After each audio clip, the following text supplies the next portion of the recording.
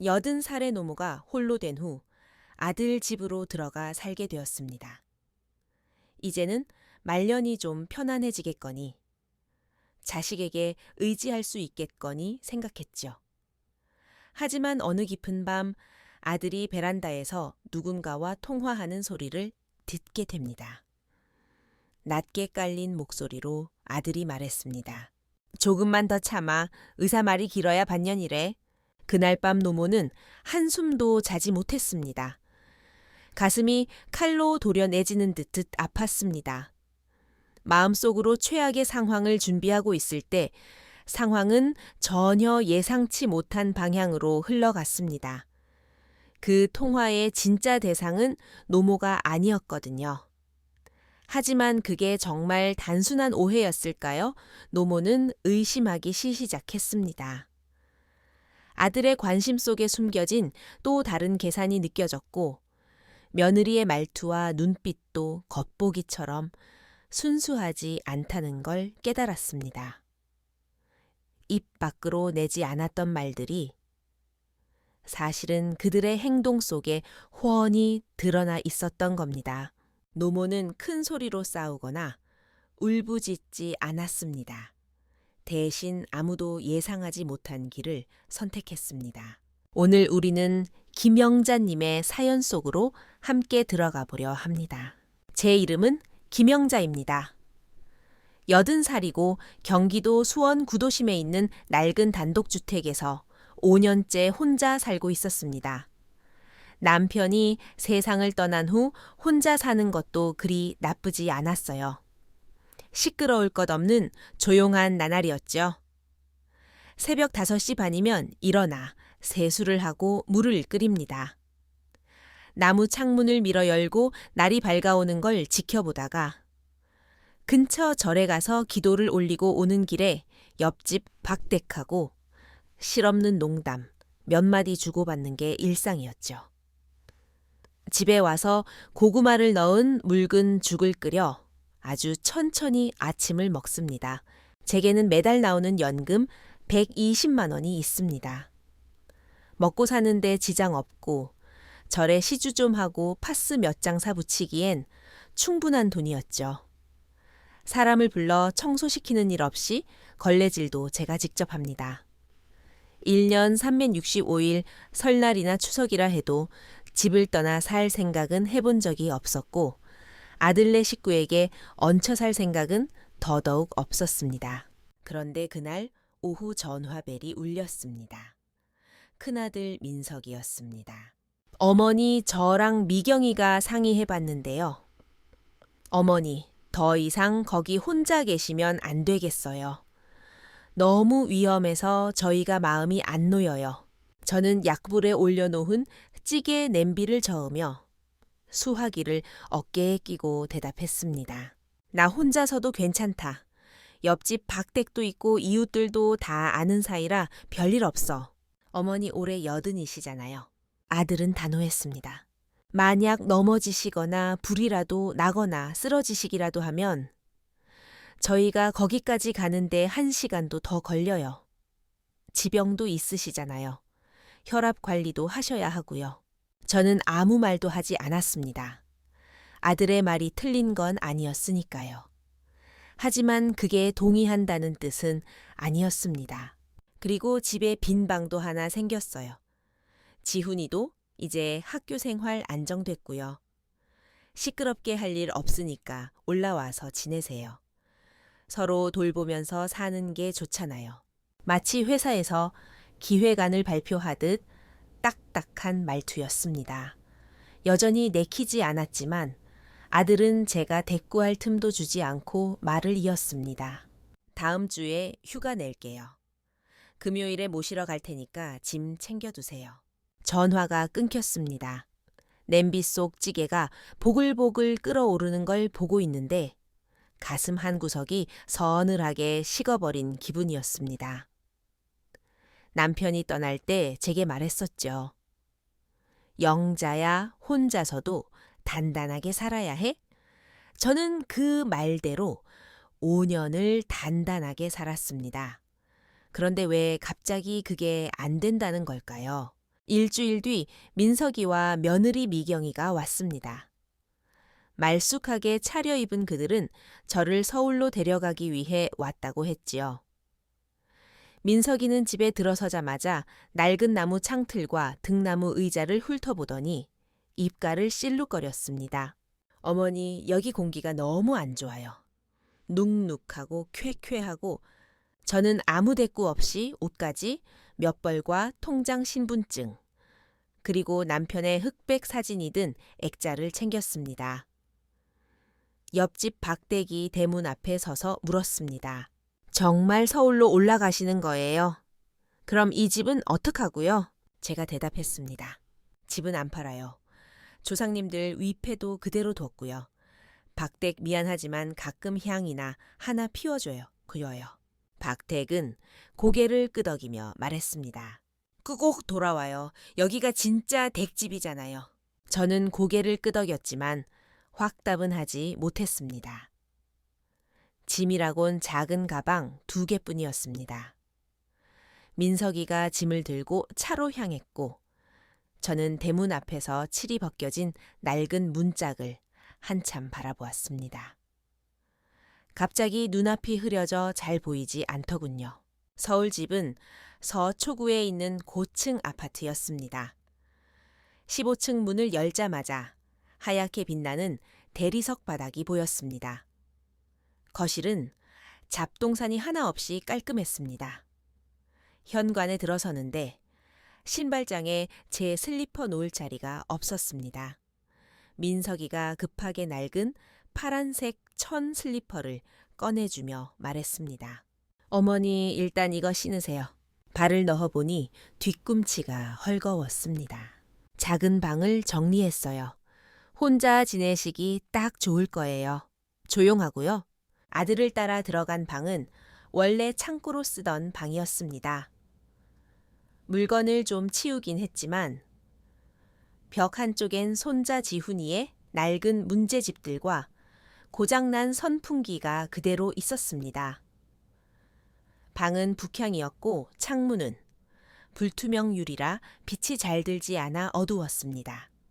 침대는 급하게 꺼내놓은 접이식 침대였습니다. 시트는 새 것이었지만 앉을 때마다 삐걱거리는 소리가 났습니다.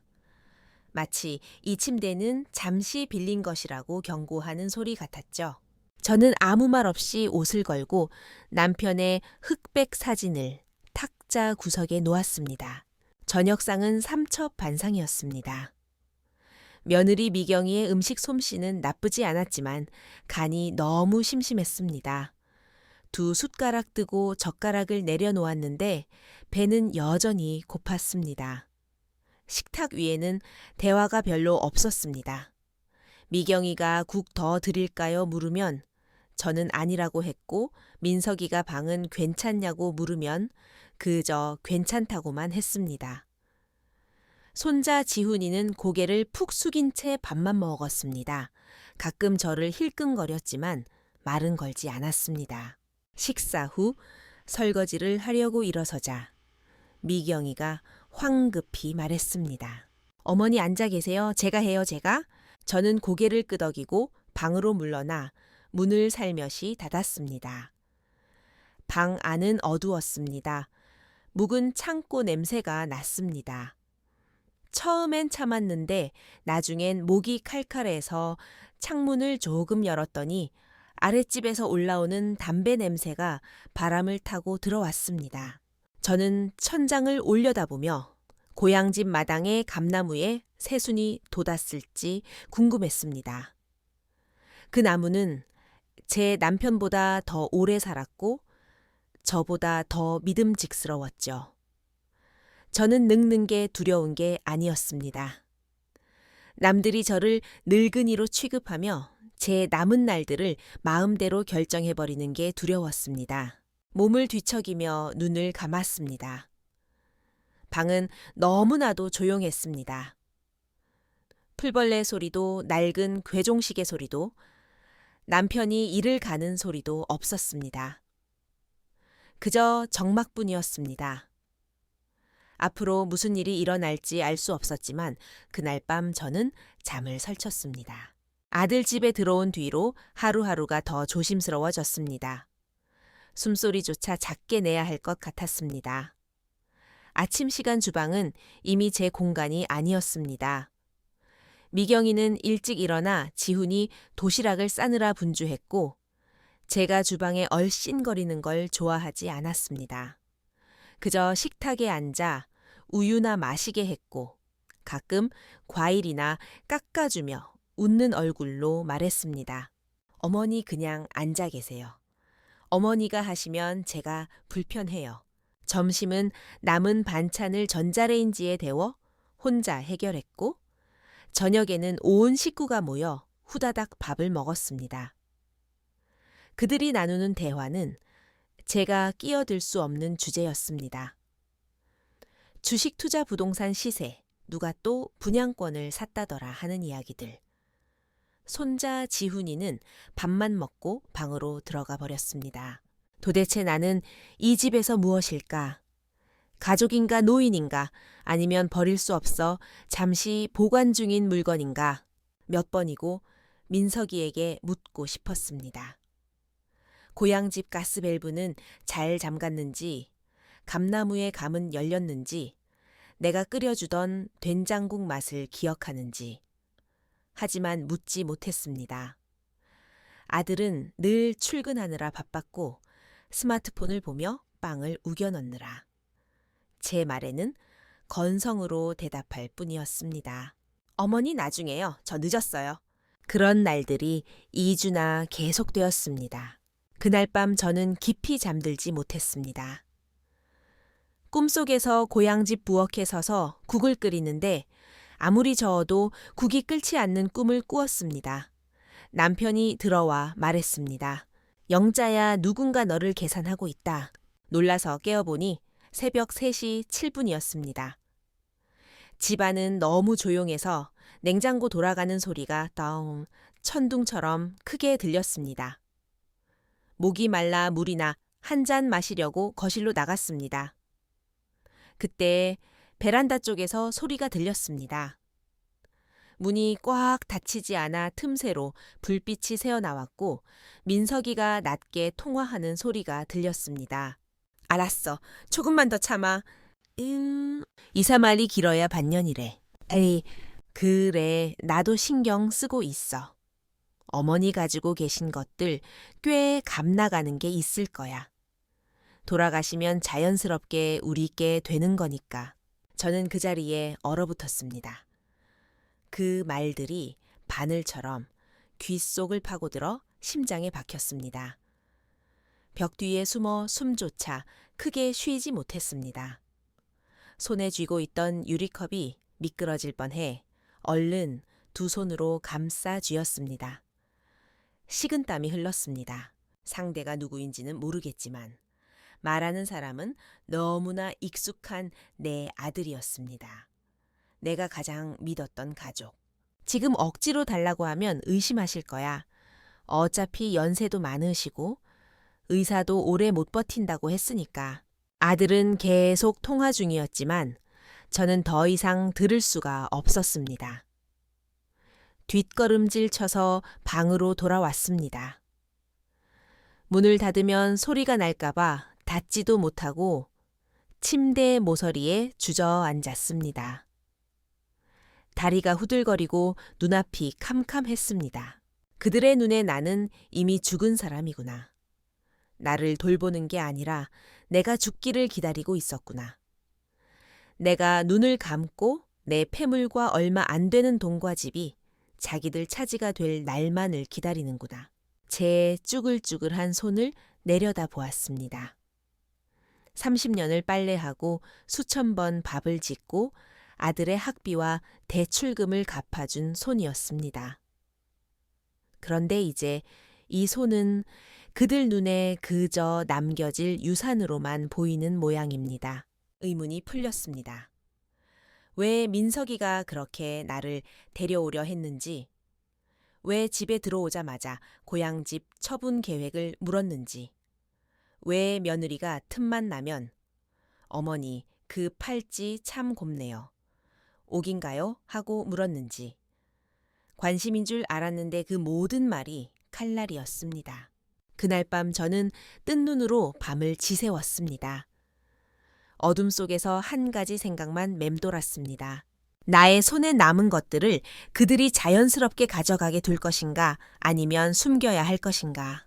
저는 똑똑한 사람은 아니지만 세상에 가장 비참한 것이 살아있는데도 유산 취급을 받는 것이란 걸 알았습니다. 도둑고양이처럼 가방을 챙겨 몰래 집을 나서게 될 줄은 꿈에도 몰랐습니다. 다음 날 새벽 저는 입맛이 없다며 아침을 거르고 방에 틀어박혀 있었습니다. 아들 부부가 출근하고 손자가 학교에 간 뒤 저는 조심스럽게 방문을 열었습니다. 낡은 손가방에 전 재산을 챙겨 넣었습니다. 현금이 많은 건 아니었습니다. 민석이 사업한다고 5천만 원 줬고 남편 병원비로 많이 썼으니까요. 남은 거라곤 낡은 금반지, 몇 개의 결혼 때 받은 목걸이 그리고 남편이 사준 비취, 팔찌 하나였습니다. 저는 그것들을 낡은 손수건에 싸고 검은 양말에 한 번 더 넣어 가방 깊숙이 숨겼습니다. 지하철을 타고 종로 귀 금속 거리로 갔습니다. 금을 빨리 매입해주고 이것저것 묻지 않는 곳이 있다는 이야기를 들은 적이 있었거든요. 점잖게 생긴 50대 남자가 운영하는 금은방에 들어갔습니다. 제가 꺼낸 물건들을 보더니 주인이 눈을 반짝였습니다. 어르신 이거 관리를 아주 잘하셨네요. 금반지 돈수도 꽤 되고 이 비취 팔찌는 색이 아주 좋아요. 집안 물건인가 봐요. 저는 대답 대신 고개만 끄덕였습니다. 저울과 확대경을 꺼내든 주인이 중얼거렸습니다. 반지랑 목걸이 합쳐서 10도는 넘겠고 팔찌는 옛날 귀한 원석이네. 실금이 좀 있긴 한데 현금으로 주세요. 제가 담담하게 말했습니다. 다 파시게요? 나중에 후회 안 하시겠어요? 네. 주인이 계산기를 두드리더니 금액을 제시했습니다. 금값은 200만 원 정도 쳐드리고 비취 팔찌가 물건이라 200만 원 더해서 총 400만 원 드리겠습니다. 400만 원. 5만 원권 지폐로 두툼하게 채워진 노란 봉투를 건네받았습니다. 봉투를 쥔 손바닥이 뜨거웠습니다. 돈이 뜨거워서가 아니라 심장이 너무 빠르게 뛰어서였습니다. 손이 미세하게 떨렸습니다. 집으로 돌아오기 전 동네 문구점에 들러 지퍼백 3개의 검은색 절연 테이프, 낡은 국어사전 1권, 그리고 철제 쿠키통을 샀습니다. 그날 오후 내내 저는 첩보 작전을 하듯 돈을 숨겼습니다. 은행에 넣을 수 없었습니다. 계좌 내역을 들킬까봐 갑자기 돈이 어디서 났냐고 추궁할까봐 무서웠습니다. 150만 원은 국어 사전 페이지 사이사이에 끼워 옷장 2번째 칸 깊숙이 넣었습니다. 100만 원은 지퍼백에 넣어 테이프로 밀봉한 뒤 침대 접이식 다리 안쪽에 붙였습니다. 100만 원은 쿠키통 바닥에 깔고 그 위에 바느질 도구를 덮어 이불장에 넣었습니다. 나머지 50만 원은 고무줄로 묶어 잘 안 신는 신발 깊숙이 밀어 넣었습니다. 저녁 식사 시간, 저는 평소처럼 식탁에 앉아 미소를 지었습니다. 아무 일도 없었던 것처럼요. 잠자리에 들기 전 돈을 숨긴 3곳을 다시 확인했습니다. 마치 금고지기가 된 기분이었습니다. 돈 욕심 때문이 아니라 그 돈이 제 마지막 자존심이라는 걸 깨달았기 때문입니다. 그날 밤은 이상하게도 잠이 잘 왔습니다. 처음으로 내 손에 무언가를 쥐고 있다는 느낌, 비취 팔찌도 금반지도 아닌 안전을 쥐고 있다는 느낌 때문이었을 겁니다. 다음 날 아침 저는 여관방을 정리하듯 이불을 각 잡아 개었습니다. 최대한 조용히 고양이처럼 기척 없이 지냈습니다.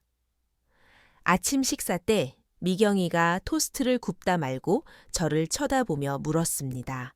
어머니 요즘 왜 패물 안 하세요? 그 비취 팔찌 아버님이 주신 거라고 애지중지 하셨잖아요. 따뜻한 두유 컵을 쥔 손에 힘이 들어갔습니다. 속이 울렁거렸지만 짐짓 태연하게 대답했습니다. 나 처분했다. 미경이의 손이 멈칫했습니다. 애써 웃음을 지으며 되물었습니다. 네, 갑자기 어디에요? 저는 며느리의 눈을 피하고 컵만 바라보며 말했습니다. 차고 다니면 잃어버릴까봐 겁도 나고. 다 기부했다. 고아원에. 미경이의 얼굴에서 웃음기가 싹 사라졌습니다. 옆에서 스마트폰을 보던 민석이도 동작을 멈췄습니다. 이 집 식구들은 모두 온화한 가면을 쓰고 있었지만 그 뒤에는 계산과 냉담함 그리고 짜증이 숨어 있었습니다. 그날 오후 또다시 집에 혼자 남았습니다. 거실 시계 초침 소리가 귀를 찔렀습니다. 낮잠이라도 자려는데 마음이 진정되지 않았습니다. 해질 무렵 베란다 쪽에서 또 인기척이 들렸습니다. 이번엔 며느리 미경이의 통화 소리였습니다. 목소리는 낮췄지만 베란다 문을 닫는 걸 깜빡한 모양이었습니다. 저는 텔레비전을 보는 척하며 귀를 기울였습니다. 알았어? 사돈어른 쪽은 내가 병원 알아보고 있어. 의사 말로는 반년이라니까. 그래, 약은 계속 드시게 하고 연말까지 버텨봐야지. 저는 멍해졌습니다. 맞아. 우리 집도 지금 식구가 하나 늘어서 밥해 대기도 벅차. 어머니 쪽은 당장은 괜찮은데 돈이 문제지. 지훈이 학원비도 만만찮고 순간 머리를 한 대 맞은 것 같았습니다. 그들이 말한 반년밖에 못 버틴다는 사람은 제가 아니라 사돈어른 즉 미경이의 친정 아버지였던 겁니다. 그들은 친정 아버지의 요양, 병원비와 상속 문제를 이야기하고 있었던 겁니다. 저를 죽길 바란 게 아니었습니다. 저는 소파 깊숙이 몸을 파묻었습니다. 웃어야 할지 울어야 할지 몰랐습니다.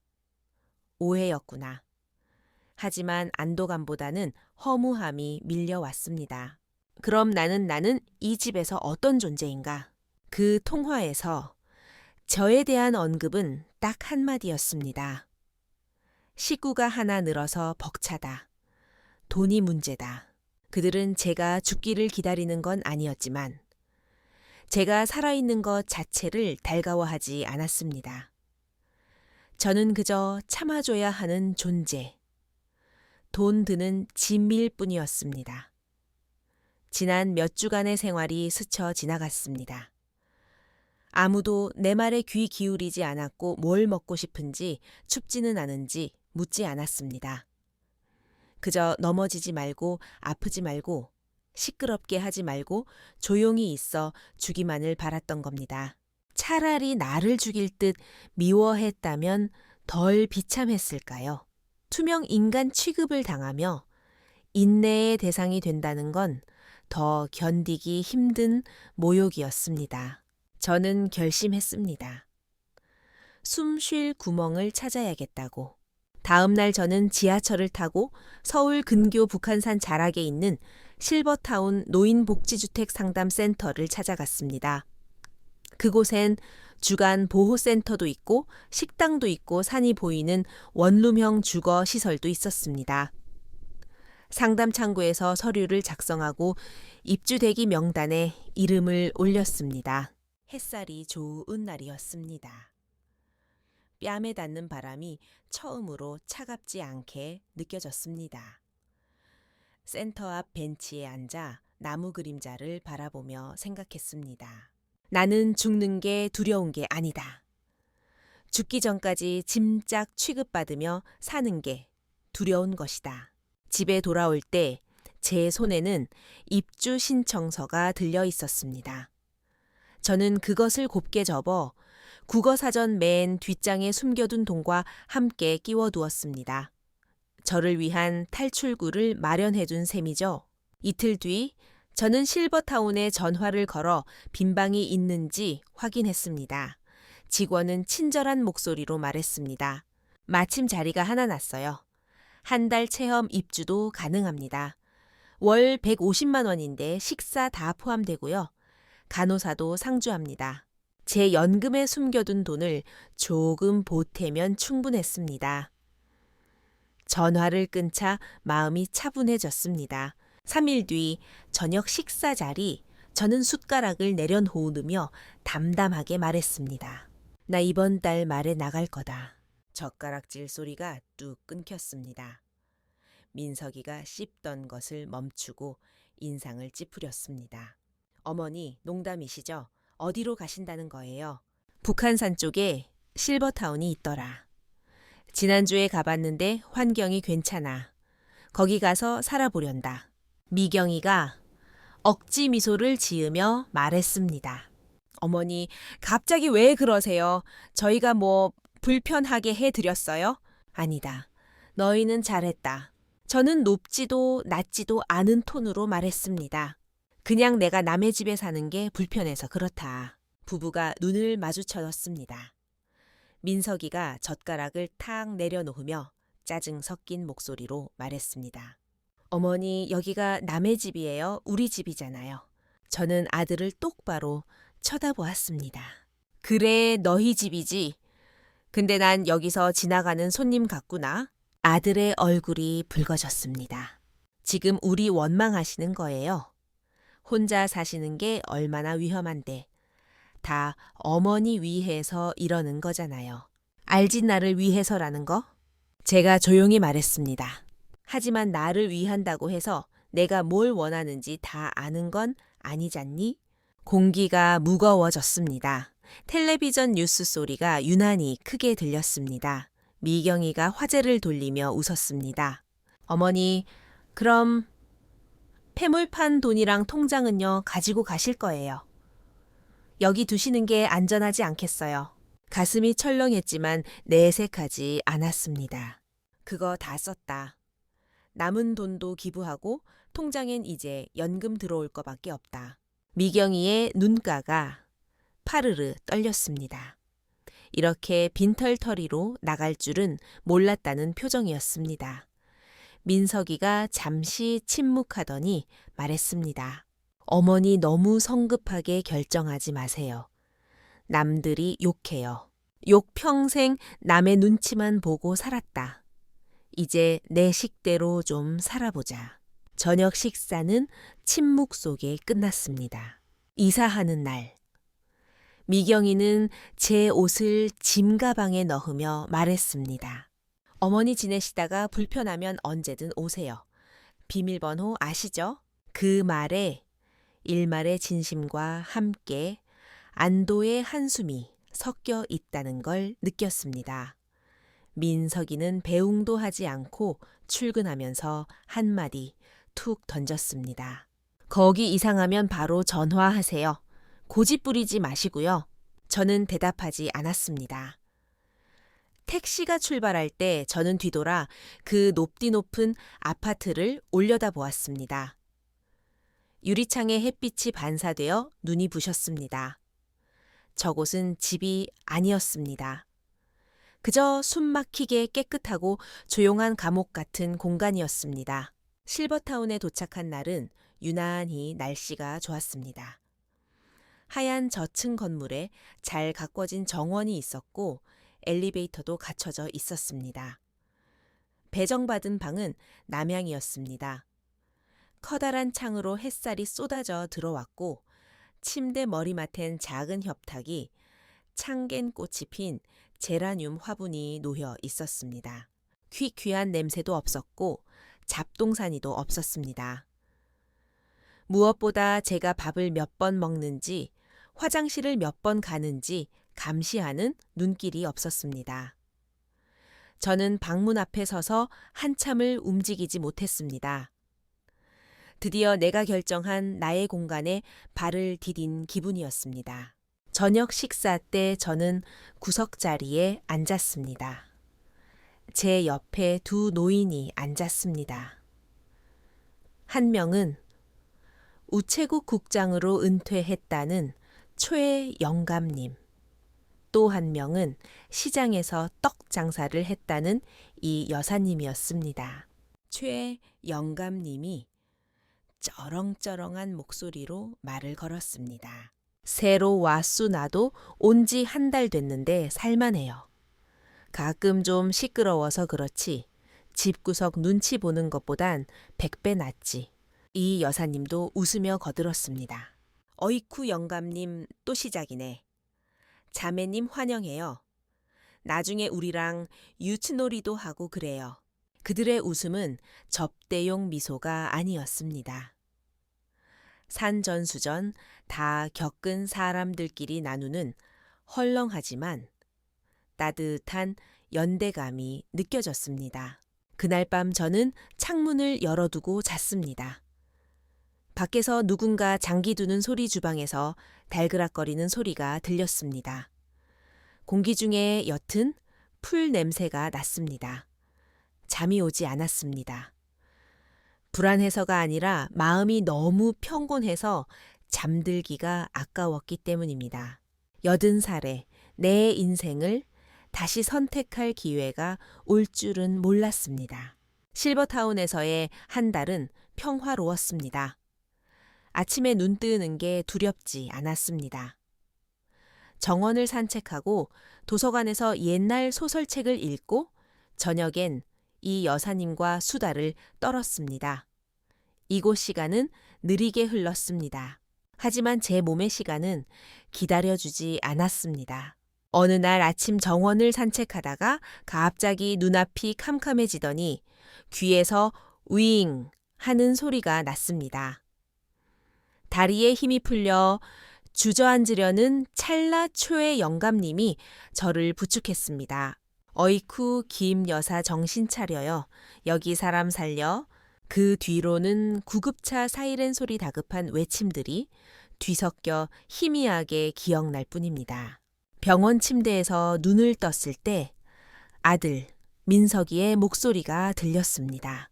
어머니 이게 무슨 일이에요? 갑자기 쓰러지시다니. 밥은 제대로 드신 거예요? 눈을 떠보니 아들이 침대 곁에 앉아 있었습니다.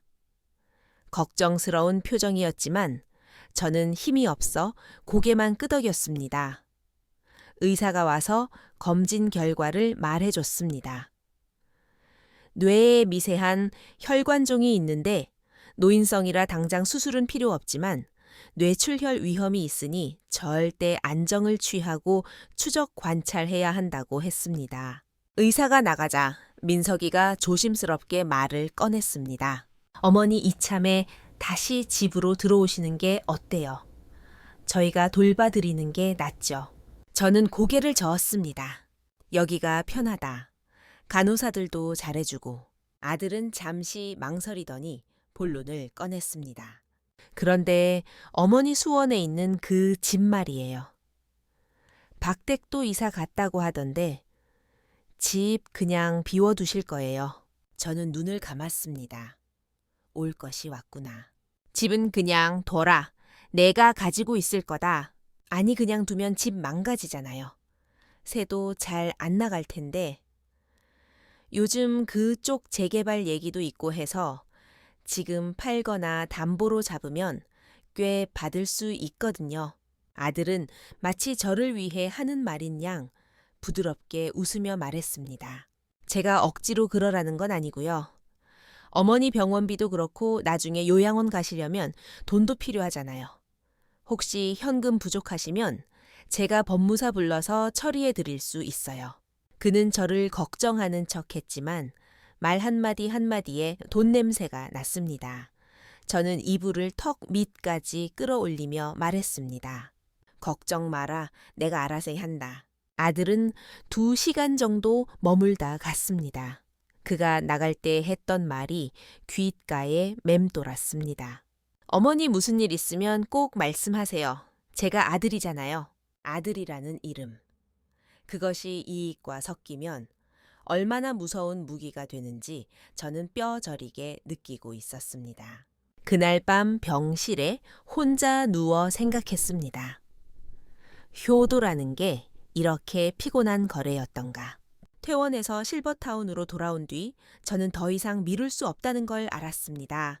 저녁 식사 때 최 영감님이 제 얼굴을 보더니 물었습니다. 김 여사 무슨 고민 있어? 밥알 새고 있네. 아니에요. 그냥 사람이 늙으면 자기도 모르게 남의 물건이 되어버리는 것 같아서요. 이 여사님이 혀를 찼습니다. 아들 놈이 또 집 얘기 꺼냈구먼. 제가 고개를 끄덕이자 최 영감님이 숟가락을 탁 놓으며 말했습니다. 김 여사 내 말 잘 들어요. 지금 가진 거 얼마가 됐든 확실하게 해놔요. 유언장 쓰고 신탁 걸고 공증받아요. 돈이 수천억 있어야 유언장 쓰는 거 아니야. 안 그러면 나중에 진짜로 쓰러졌을 때 자식들이 계상이 두드리느라 골든타임 놓쳐. 그 말이 쇠망치처럼 제 가슴을 쳤습니다. 다음 날 저는 실버타운에서 소개해준 강 변호사를 만났습니다. 40대 초반의 인상 좋은 변호사였습니다. 김영자님, 재산을 어떻게 정리하고 싶으세요? 저는 숨을 고르고 말했습니다. 수원집은 절대 팔지 않을 겁니다.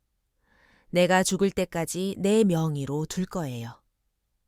그리고 약간의 현금이 있는데 이걸로 손자 지훈이를 위한 교육 신탁을 만들고 싶습니다. 저는 구체적으로 설명했습니다.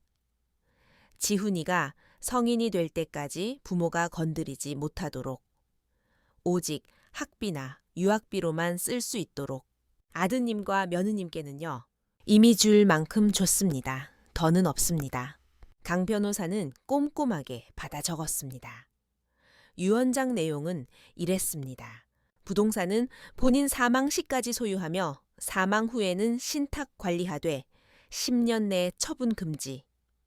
현금 500만 원은 손자 지훈이의 교육 신탁으로 설정. 수원집의 가재도구와 폐물은 지정기부. 나머지는 사회단체에 환원. 증인은 최 영감님과 이 여사님이 서주셨습니다. 도장을 찍는 제 손이 떨렸지만 그것은 두려움이 아니라 해방감이었습니다. 강 변호사가 웃으며 말했습니다. 어르신 유언장은 죽음을 준비하는 게 아니라 남은 삶을 주체적으로 살겠다는 선언입니다. 네, 맞습니다. 저는 살기 위해 유언장을 썼습니다. 며칠 뒤 무더운 오후였습니다. 민석이에게서 전화가 왔습니다. 지훈이 방학이라 같이 면회 오겠다고요. 오후 3시 민석이와 지훈이가 로비에 나타났습니다. 지훈이는 편의점 아이스티를 들고 있었고 얼굴이 좀 야위어 보였습니다. 할매연이 지훈이가 제게 달려와 안겼습니다. 이마가 뜨끈했습니다. 비운데 오느라 고생했다. 민석이는 제 방을 둘러보며 견적을 내는 듯한 눈빛이었습니다. 잠시 후 민석이가 말했습니다. 어머니 드릴 말씀이 있어요. 사실 제가 사업이 좀 힘들어요. 올 게 왔구나 싶었습니다. 친구랑 투자한 게 잘못돼서 대출 연장이 안 된대요. 은행에서 추가 담보를 요구하는데 어머니 수원집을 공동담보로 좀 넣어주시면 안 될까요? 그는 애원하는 게 아니라 설득하고 있었습니다. 집 파는 거 아니에요. 그냥 명의만 걸어두는 거예요. 어차피 어머니 거기 안 사시잖아요. 빈집 놀리면 뭐 해요? 저 좀 살려주세요.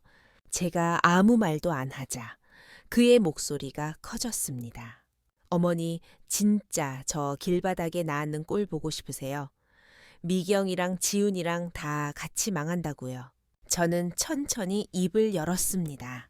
내 빚은 내 빚이다. 내가 너희들 현금 인출기는 아니지 않니? 현금 인출기라니요. 제가 아들인데 옛날엔 뭐든지 다 해주신다면서요. 그래, 내 결혼 자금 대줬고 사업 자금 대줬고 아버지 병원비도 내가 다 감당했다. 그건 네가 내 아들이라서 그런 거야. 그럼 지금은요, 왜 이렇게 냉정해지셨는데요? 제가 아들을 똑바로 쳐다보며 말했습니다. 도움은 한두 번이지 계속되면 그건 착취다. 그리고 너 지금 부탁하는 태도가 아니다.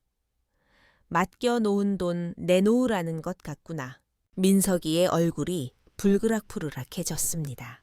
어머니 진짜 너무하시네? 그 썩어가는 집이 자식보다 중요해요.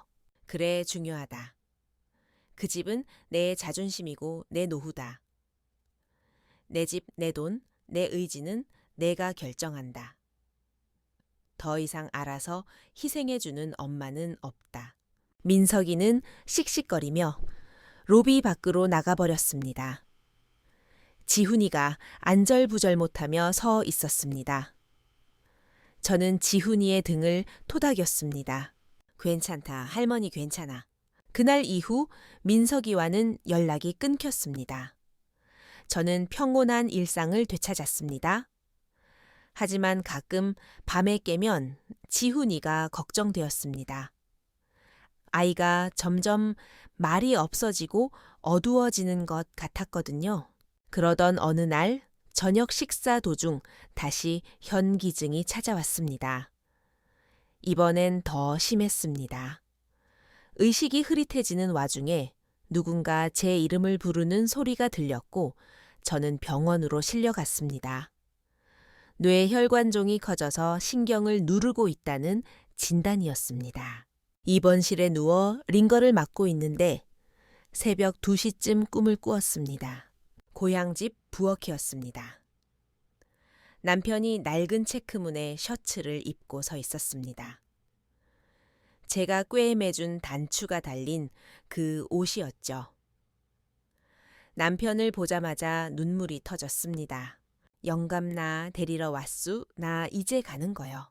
남편이 제 손을 잡으며 고개를 저었습니다. 아직 아니야, 영자야. 나 무서워요. 혼자 버티기 너무 힘들어. 영자야, 너는 살아야 해. 이 세상에 너를 기억해 줄 사람이 있어. 마 누구요? 남편은 빙긋 웃으며 뒤로 물러났습니다. 부엌 창문으로 빛이 쏟아져 들어왔고 괴종 시계 소리가 댕댕 울렸습니다. 잠에서 깼을 때 제 베개는 눈물로 젖어 있었습니다. 날이 밝아올 무렵 병실 문이 조심스럽게 열렸습니다. 교복을 입은 지훈이었습니다.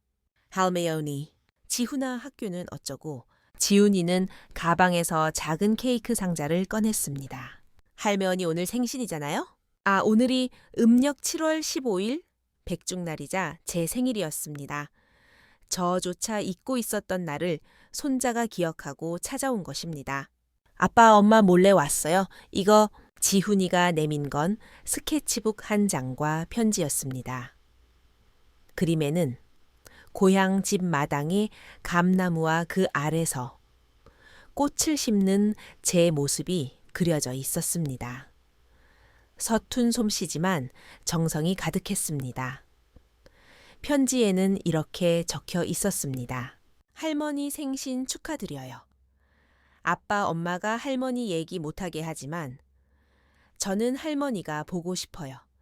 지난번에 몰래 수원 가서 봤는데 감나무에 감이 열렸더라고요. 할머니가 감이 달게 익으면 좋은 일이 생긴다고 하셨잖아요. 할머니가 오래오래 사셨으면 좋겠어요. 지훈 올림. 눈물이 핑 돌았습니다. 남편이 꿈에서 말한 나를 기억해 줄 사람이 바로 지훈이었구나. 그때 병실 문이 벌컥 열리고 민석이와 미경이가 들어왔습니다. 지훈이를 데리러 온 것이었지만 제게는 과일 바구니를 내밀며 짐짓 웃어 보였습니다. 어머니 생신 축하드려요. 저희가 바빠서 퇴원하시면 집으로 모실게요. 방 새로 도배도 했어요. 미경이가 뻔뻔하게 말을 이었습니다. 네, 어머니. 이제 그만 고집 피우시고 집으로 오세요. 가족끼리 살아야죠. 저는 물 한 모금을 마시고 그들을 쳐다봤습니다. 더 이상 두렵지 않았습니다. 내 어희들이 정말 내가 집에 오길 바라니. 그럼요. 그날 밤 베란다에서 했던 말 내가 다 들었다.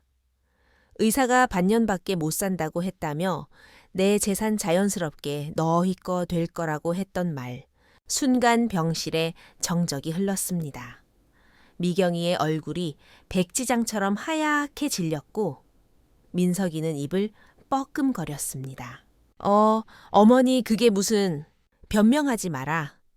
미경이 너 네 친정아버지 돌아가실 때도 그랬지. 유언장 빨리 쓰게 하라고 형제들끼리 싸우기 싫다고. 미경이는 사시나무 떨듯 떨었습니다. 너희들은 부모가 오래 사는 걸 가장 두려워하잖니?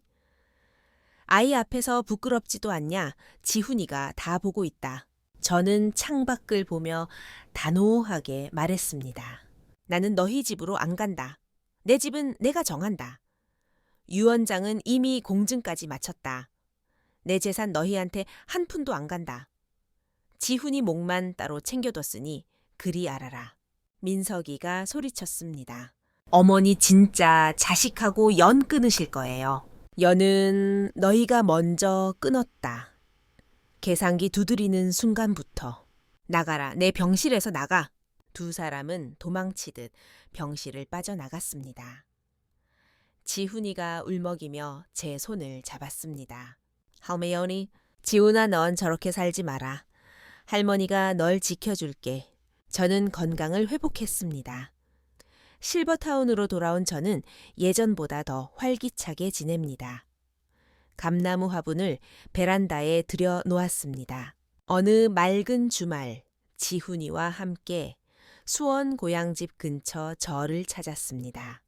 법당에 엎드려 절을 올리며 마음속으로 남편에게 말했습니다. 영감 당신 말이 맞았어. 나를 기억해주는 사람이 있었어. 나 이제 단단하게 살다 갈게. 절을 나서는데 풍경 소리가 맑게 울렸습니다. 지훈이가 제 손을 잡으며 말했습니다. 할머니, 우리 맛있는 거 먹으러 가요. 저는 손자의 손을 꼭 잡고 천천히 하지만 흔들림 없이 걸음을 옮겼습니다. 여러분의 생각은 어떠신가요?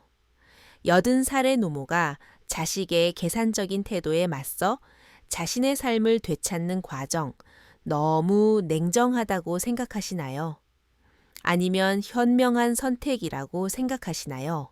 누군가는 가족인데 너무했다고 할 수도 있고 누군가는 통쾌하다고 할 수도 있겠죠. 하지만 확실한 건 우리의 노년은 누군가에게 맡겨지는 것이 아니라 스스로 선택할 수 있다는 겁니다. 오늘 이야기가 마음에 와닿으셨다면 구독과 좋아요 부탁드립니다. 여러분의 소중한 댓글도 기다리겠습니다. 감사합니다.